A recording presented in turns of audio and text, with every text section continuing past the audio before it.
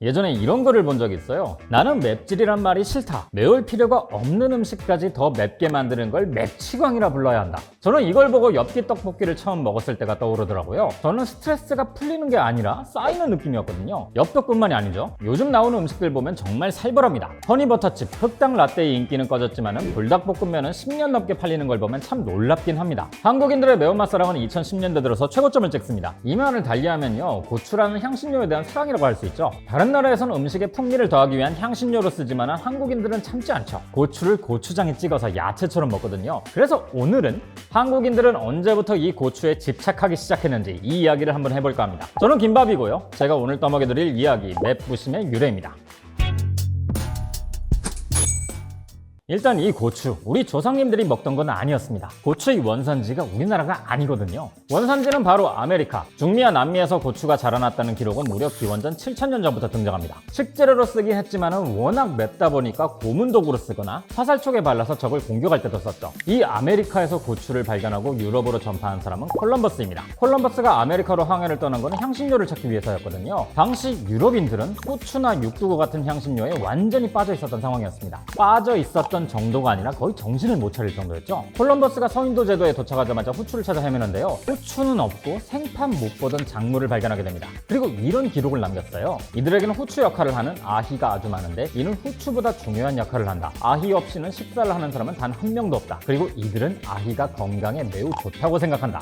여기서 아희는 바로 고추입니다. 콜럼버스가 스페인으로 돌아온 후에 스페인 사람들은 본격적으로 고추 재배를 시작했어요. 고추는 더운 지방에서 잘 자라니까 스페인 와서도 당연히 잘 자랐죠. 많은 사람들이 이 고추를 키우긴 했는데요. 모든 향신료가 그랬듯이 처음에 음식을 넣기보다는 약으로 썼습니다. 캡사이신 때문에 몸이 따뜻해지니까 몸에 차가운 성질을 가라앉히는데 효과가 좋다, 이렇게 소문이 났죠. 그리고 이 향신료는 자연스럽게 당시 스페인의 영토였던 이탈리아 남부로 확산됩니다. 기후도 비슷했고 당시엔 같은 땅이었으니까 당연한 수순이었죠. 이 영향 때문인지 지금도 이탈리아 북부 지방엔 고추를 거의 안 쓰는데요. 남부 지방엔 요리에 많이 씁니다. 때문에 이런 농담도 생겼죠. 이탈리아 남부 사람들이 목소리가 크고 성질이 급한 이유는 페페론치노를 많이 먹어서 그렇다. 아무튼 스페인 덕분에 유럽과 지중해 지역에 고추가 확산됐지만요, 사실 이걸 전 세계로 퍼뜨린 사람들은 따로 있습니다. 바로 포르투갈 사람들이죠. 1497년 포르투갈 항해자인 바스코 다가마가 희망봉을 거쳐서 인도로 가는 항로를 개척합니다. 그리고 3년 뒤인 1500년엔 포르투갈의 함대가 브라질에 상륙했고 브라질을 거쳐서 인도로 가는 항로를 개척했죠. 이 과정에서 브라질에서 자라던 고추를 아프리카와 인도에도 전파했어요. 사실 인도는 원래도 매운 음식을 즐겨 먹긴 했습니다. 1514년의 기록을 보면요, 인도 요리는 후추를 엄청 넣어서 맵다라는 이야기가 남아있거든요. 지금도 전 세계 건고추 생산량에서는 압도적인 1위를 차지하고 있고요. 인도가 매운 고추를 즐겨 쓰다 보니 주변 국가들도 빠르게 이 향신료를 받아들였어요. 네팔과 부탄,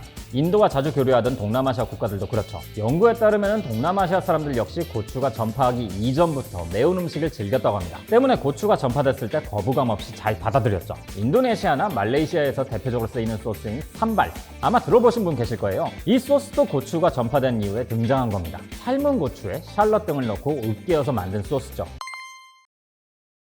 이렇게 슬금슬금 전 세계로 퍼지던 이 향신료, 한국엔 누가 들고 들어온 걸까요? 왠지 중국일 거란 생각도 드는데요. 일단 중국은 아닙니다. 중국에서 고추를 많이 쓰는 지역은 쓰촨 지역에 있는 서남부 지역인데요. 기록에 따르면 지금부터 100년 전까지만 하더라도 쓰촨에서는 고추를 즐겨 쓰진 않았거든요. 한국은 그보다 오래전부터 고추를 써왔고요. 그럼 비슷하게 고추를 많이 쓰던 동북부 지역을 생각해 볼 수 있는데요. 이 동북 지역은 조선족들이 많이 살고 있고 한국 음식의 영향을 많이 받은 곳이기 때문에 설득력이 없습니다. 1613년 지복유서를 쓴 학자 이수광은 이런 기록을 남깁니다. 남만초에는 독이 있다. 외국에서 건너왔기 때문에 외겨자라고도 부르며 요즘엔 이를 재배하는 모습도 눈에 띈다. 술집에서는 이 맹렬한 맛을 즐겼는데 혹자는 소주에 고추를 넣어 마시고 죽은 사람이 많았다. 여기서 남만초는 동남아시아 나라들에서 나는 후추란 뜻입니다. 외겨자의 외는 일본을 뜻하고요. 이수광도 이 고추가 어디에서 온 건지 확실히 알 수 없었기 때문에 남만초와 외겨자를 함께 쓴 거였죠. 독이 있다고 표현한 건요, 깜짝 놀랄 만큼의 매운맛이었기 때문에 이 정도면 독이 들었다 생각했을 거라는 추측입니다. 혹은 이 강렬한 매운맛을 경계하기 위해서 퍼뜨린 이야기일 수도 있고요.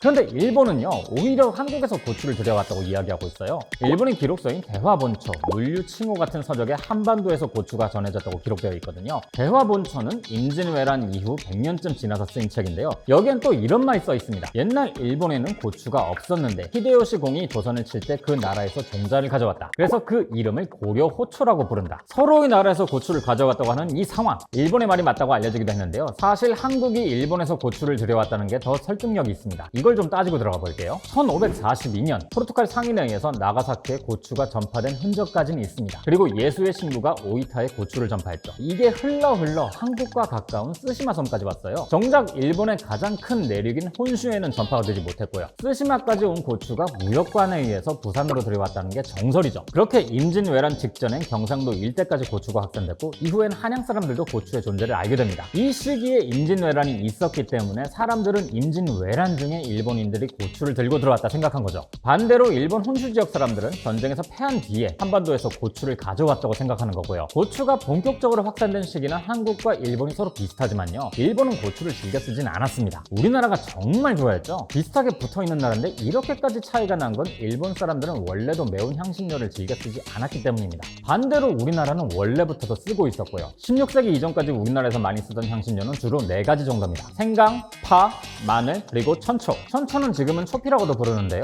추어탕, 허거, 마라탕에 많이 들어가는 거죠. 중국에선 화자오라고도 부릅니다. 이젠 익숙하실 거예요. 특유의 얼얼한 맛이 매력적인데요. 한국에서도 이 천초를 굉장히 많이 썼습니다. 근데 이게 구하기가 쉬운 재료는 아니에요. 재배가 아니라 채집을 통해서만 얻을 수 있거든요. 원래도 한 번에 많이 쓰는 향신료는 아니지만 워낙 귀하다 보니 조금씩 쓰긴 했죠. 우리나라가 고추를 재배하기 시작한 게 17세기인데요. 이때부터 고추는 천초의 완벽한 대체품으로 주목을 받습니다. 비슷하게 매운맛을 내는 후추가 있긴 했지만 이건 일본에서 전량 수입해서 썼기 때문에 굉장히 비쌌거든요. 고추는 여러모로 우리나라 사정에 딱 맞는 향신료였죠. 하지만 본격적으로 먹기 시작한 건 비교적 늦은 18세기부터입니다. 천초가루로 만들던 천초장을 고춧가루가 대체하면서 고추정이 만들어졌고 김치에 고춧가루를 넣기 시작한 것도 바로 이 시기부터죠. 17세기에 쓰인 조리서에서는 김치를 만들 때 고춧가루를 쓴다는 내용이 없습니다.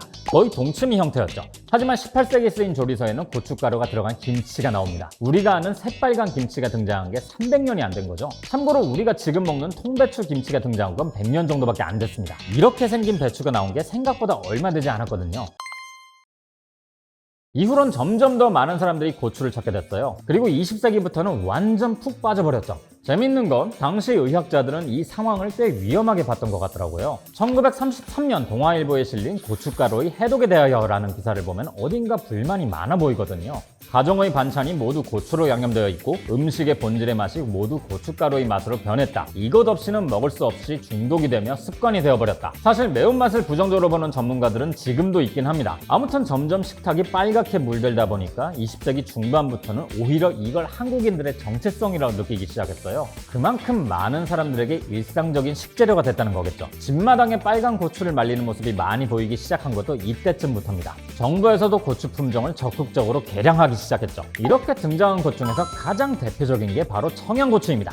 제주산 고추와 태국산 고추를 교배해서 만든 품종인데 경북 청송과 영양 지역에서 재배할 수 있게끔 개량한 거예요. 왜 하필 청송과 영양이냐면 당시 국내 최대의 고추 생산지가 바로 이 두 곳이었거든요. 청송의 청, 영양의 양, 한 글자씩 따와서 청양고추가 탄생합니다. 충남 청양과는 관계가 없는 곳이긴 하지만 사실 청양의 특산물도 고추긴 하죠. 청양고추는 한국 사람들이 얼마나 매운 고추를 좋아하는지를 증명해줍니다. 사실 스쿠빌 주스만 놓고 보자면 그렇게 매운 고추는 아니에요. 해외엔 더 매운 고추들이 많으니까요. 다른 고추에 비해서 풍미도 얕은 편이고요. 하지만 우리가 이 청양고추를 향신료로 쓰나요? 야채처럼 먹습니다. 그것도 고추장에 찍어서 먹죠. 즉 우리나라에서는 마늘과 깻잎처럼 향신료를 넘어서 야채의 일부가 되어버린 겁니다. 우린 이렇게 고추를 소비하죠. 21세기 들어선 고추와 매운맛이 더 큰 전성기를 맞이합니다. 2010년부터는 1인당 건고추 소비량이 폭발적으로 늘어나거든요. 동시에 불닭볶음면, 엽떡, 마라탕 같은 음식들이 트렌드에 올랐죠.